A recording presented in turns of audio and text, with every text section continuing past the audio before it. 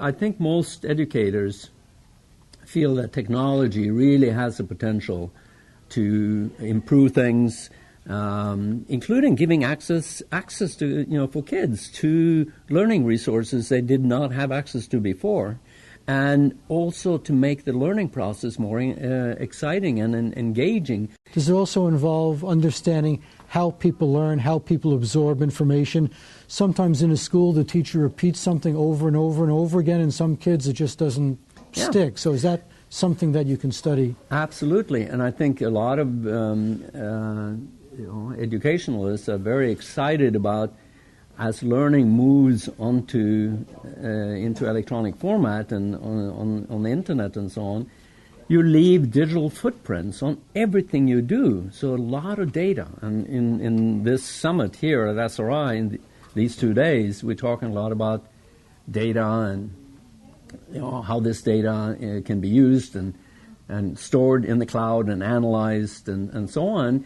And clearly, we're going to learn a lot about learning because of all this data. Can people learn how to be better learners? Can you improve your own learning ability?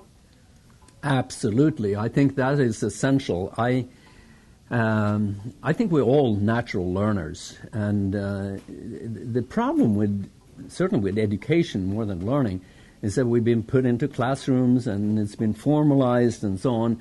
We learn all the time, and the beauty of what we're facing nowadays with the internet and with technology is that we have access to a variety of learning resources, and even more and more formalized learning resources, open educational resources, courses and so on that educators kind of put together.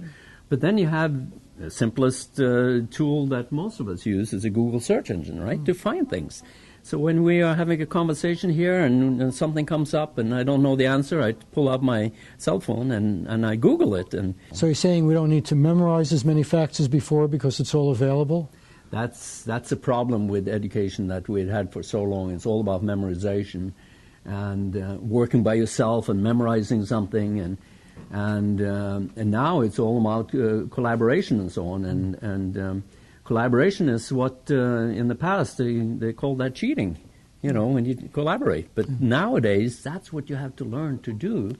And that's a kind of skill that you need in a workplace because you're always collaborating when you do projects. And most work is project-based. Now, the idea of learning is tied up with the concept of intelligence, and we're always trying to enhance our intelligence. Do we have a clear understanding of what intelligence is? Yeah, I think there are multiple intelligences, and that's a good word to look up in Wikipedia, and you'll see a long discussion of different types of intelligences. And I think that, intelligence is one part of intelligence that I think is crucially important in the workplace is having social intelligence, being able to deal effectively with people, understand people, so that you can collaborate and be effective in a team that you're working with. What about pattern recognition? What role does pattern recognition play in intelligence?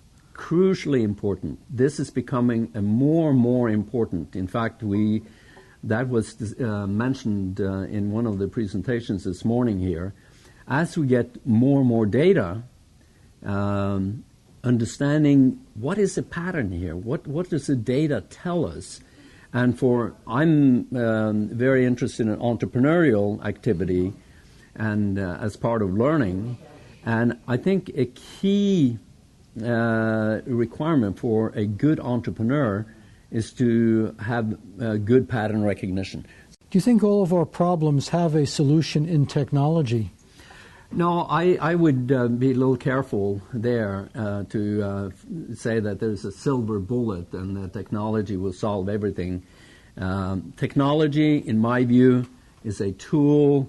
It's one of many tools that you can use, and I think part of intelligence is to figure out which tool should you use for which problem.